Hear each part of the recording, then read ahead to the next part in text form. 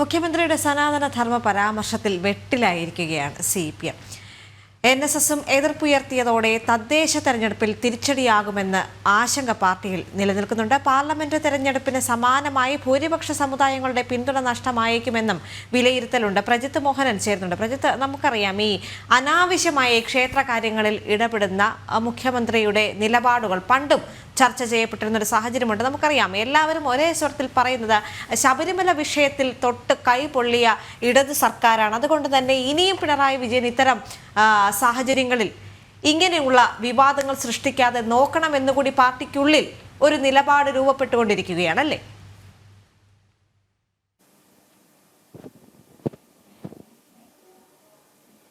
ദേവിക, അങ്ങനെ തന്നെ പറയേണ്ടി വരും. കാരണം ഈ ഹൈന്ദവ വിരുദ്ധ പരാമർശങ്ങളിൽ, മുഖ്യമന്ത്രിയുടെ പരാമർശങ്ങളിൽ സംസ്ഥാനമാകെ വലിയ പ്രതിഷേധം കത്തിപ്പെട്ടിരുന്നുണ്ട്. ആ പ്രതിഷേധങ്ങൾക്കിടയിലാണ് പിണറായി വിജയൻ അനാവശ്യ വിവാദമാണ് ഉണ്ടാക്കിയത് എന്നുള്ളൊരു വിലയിരുത്തലിലേക്ക് CPM പോകുന്നത്. പ്രത്യേകിച്ച് നേരത്തെ ശബരിമല വിവാദവുമായി ബന്ധപ്പെട്ട്, യുവതീ പ്രവേശന വിവാദവുമായി ബന്ധപ്പെട്ട് ശബരിമലയിൽ ആചാര ലംഘനത്തിന് ശ്രമം നടത്തി കൈപൊള്ളിയതിനു ശേഷവും മുഖ്യമന്ത്രി പാഠം പഠിക്കുന്നില്ല, അല്ലെങ്കിൽ സാഹചര്യം എന്ത് എന്നുള്ളത് മനസ്സിലാക്കുന്നില്ല എന്നുള്ളതാണ് ഒരു ഭാഗം നേതാക്കൾ ഉയർത്തുന്ന വിമർശനം. പ്രത്യേകിച്ച് SNDPക്ക് പിന്നാലെ NSSും സർക്കാരിനും മുഖ്യമന്ത്രിക്കുമെതിരെ രംഗത്ത് വന്നതോടെ തദ്ദേശ തെരഞ്ഞെടുപ്പിലടക്കം ഇത് വലിയ തിരിച്ചടി ഉണ്ടാക്കുമെന്നുള്ളൊരു ആശങ്ക CPMനുണ്ട്. പ്രത്യേകിച്ച് ഭൂരിപക്ഷ സമുദായങ്ങളുടെ വോട്ട് അത് നഷ്ടമാകാനുള്ള സാധ്യതയുണ്ട്, അത് കുറഞ്ഞാനുള്ള സാധ്യതയുണ്ട് എന്നുള്ളൊരു ആശങ്കയാണ് CPMലെ ഒരു ഭാഗം നേതാക്കൾ പ്രകടിപ്പിക്കുന്നത്. പ്രത്യേകിച്ച് കഴിഞ്ഞ പാർലമെന്റ് തെരഞ്ഞെടുപ്പിൽ CPMും സർക്കാരുമൊക്കെ കാണിച്ച, മുഖ്യമന്ത്രിയൊക്കെ കാണിച്ച അമിത മുസ്ലിം പ്രീണനവുമായി ബന്ധപ്പെട്ട് വലിയ വിവാദം അല്ലെങ്കിൽ വലിയ വിമർശനങ്ങൾ ഉയർന്നിരുന്നു.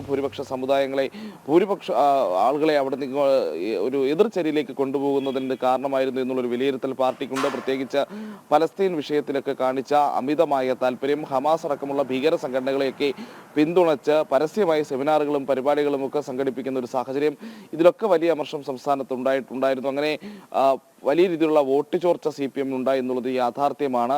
അപ്പോൾ സമാനമായ ഒരു രീതിയിലേക്ക് കാര്യങ്ങൾ കൊണ്ടുചെന്ന് എത്തിക്കും മുഖ്യമന്ത്രി എന്നുള്ളതാണ് CPMലെ ഒരു വിഭാഗം നേതാക്കൾ ഇപ്പോൾ ആശങ്കപ്പെടുന്നത്.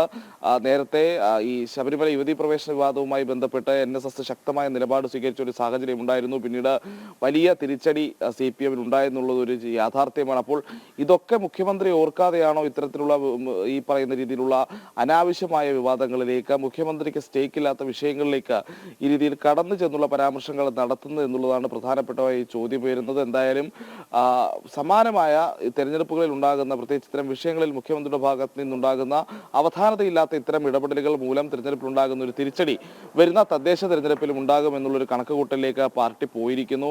ഇതൊരു ഡാമേജ് കൺട്രോൾ ആവശ്യമാണ് എന്നുള്ളൊരു ചർച്ച പോലും CPMലെ പിണറായി വിരുദ്ധരൊക്കെ നടത്തുന്നുണ്ട് എന്നുള്ളത് എടുത്തു പറയേണ്ടതാണ്. എന്തായാലും ഇതുമായി ബന്ധപ്പെട്ട വരും ദിവസങ്ങളിലും പാർട്ടിയിൽ ഈ വിഷയം ചർച്ചയുണ്ടാകും എന്നുള്ള കാര്യത്തിൽ തർക്കമില്ല. പ്രത്യേകിച്ച് ഇന്ന് CPMന്റെ സംസ്ഥാന സെക്രട്ടേറിയറ്റ് യോഗം തിരുവനന്തപുരത്ത് ചേരുന്നുണ്ട്.